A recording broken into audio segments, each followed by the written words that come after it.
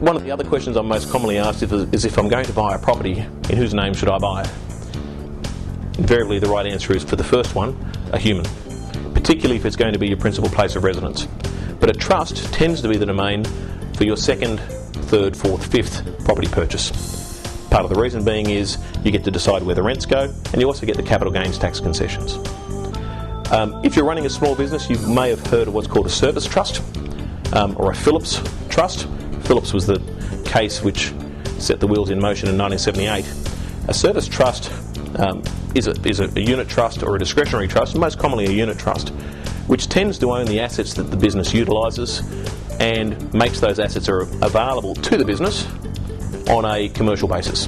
And by that I mean a monthly hire fee or a monthly licence fee.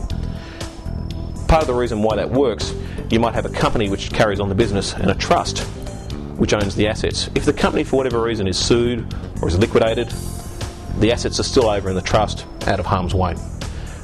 From an asset protection view, the trust will give you the very best answer. The main problem with trusts, though, is the complexity.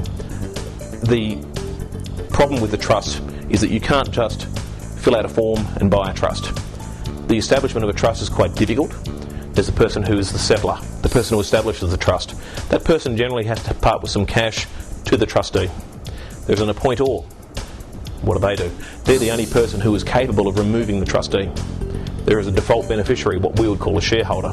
The people who will be given the income in the absence of a trustee deciding as to who it goes. So if on this list the trustee forgets or neglects to decide which of these beneficiaries should be entitled to the $70 of income, the principal or default beneficiary will get it.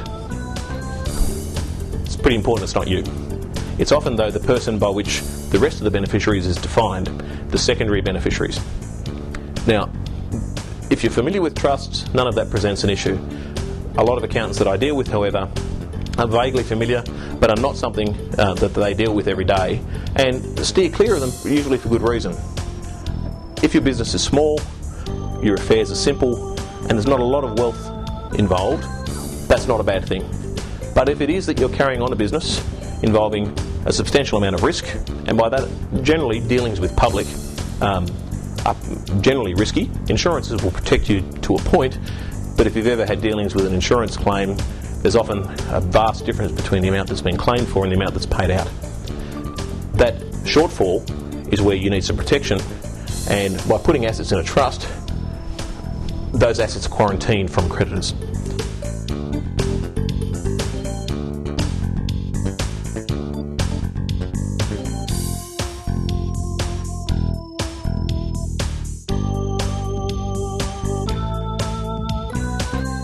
In essence, the important thing is, before you carry on a business, before you decide which structure is for you, before you sign a contract, please talk to your accountant, talk to your lawyer, don't just do it. And after the event say, hi, I've started a business, it's in a company's name, all the assets are there, I've bought a franchise, I've bought a photocopier, I've agreed to sign a lease, all in the company's name, is that okay? The answer is maybe.